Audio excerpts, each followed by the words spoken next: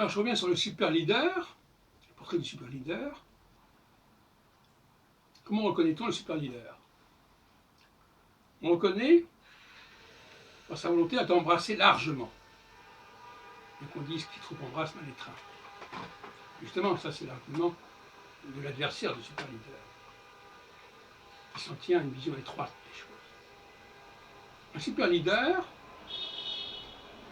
se reconnaît à sa volonté de regrouper des gens très différents, de rassembler autour de lui des gens très différents, dont il devient le centre quelque part.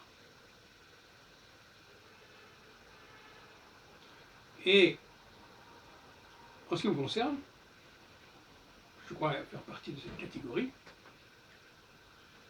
par-delà tous les autres exemples que j'ai fournis sur d'autres supports, à la fois en vidéo, mais aussi maintenant sur des papiers, sur texte.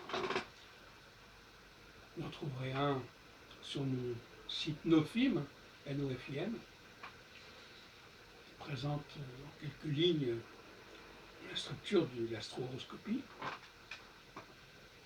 Eh bien, parlons des colloques. Les colloques du super leader sont des colloques qui rassemblent des leaders, des gens qui ont des choses à dire, et pas à apprendre, mais qui sont capables de discuter entre eux. J'ai organisé entre 1974 et 1995, c'est-à-dire sur une vingtaine d'années, plus, un très grand nombre de congrès rassemblant des astrologues.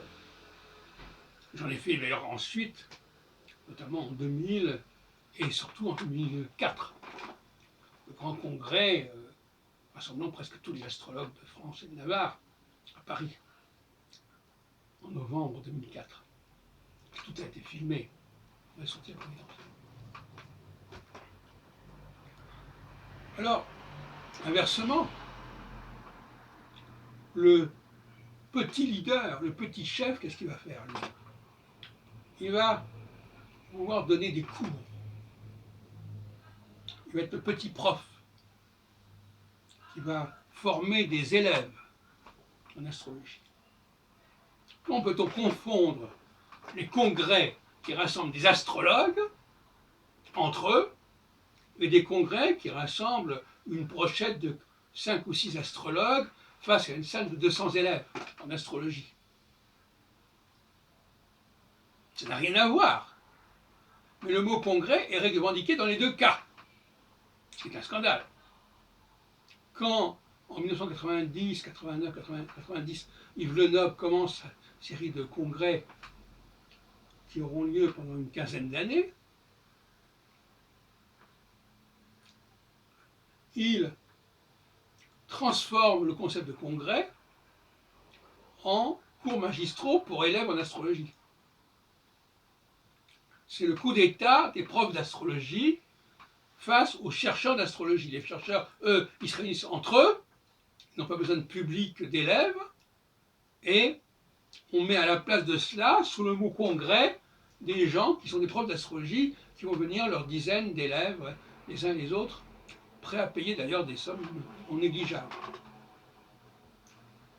C'est ce coup d'état qui s'est produit au début des années 90 en France, et qui a mis en péril les congrès de chercheurs, pour une raison très simple, c'est que ces chercheurs ont été débauchés, et notamment on les a payés assez richement, puisqu'on avait tout un vivier d'élèves,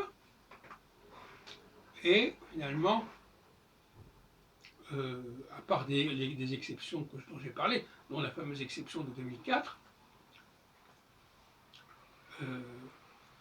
alors ce qui s'est produit, c'est qu'à partir de 2004, Yves Le Noble a arrêté d'organiser ses congrès, mais qu'on n'a pas pu continuer à relancer complètement la machine à rassembler des astrologues entre eux. Et les congrès de Lyon ou de Bordeaux, pour ne parler que d'eux, on pourrait parler aussi des réunions de Nice et de Lille, eh bien, il y a essentiellement des élèves en astrologie, des amateurs d'astrologie qui vont poser quelques questions, mais on ne va même pas faire discuter entre eux les chercheurs ou les enseignants. Donc cette notion de véritable congrès d'astrologie a disparu à partir de ce moment-là. Le congrès de 2004 a été un peu le chant du cygne des congrès de chercheurs.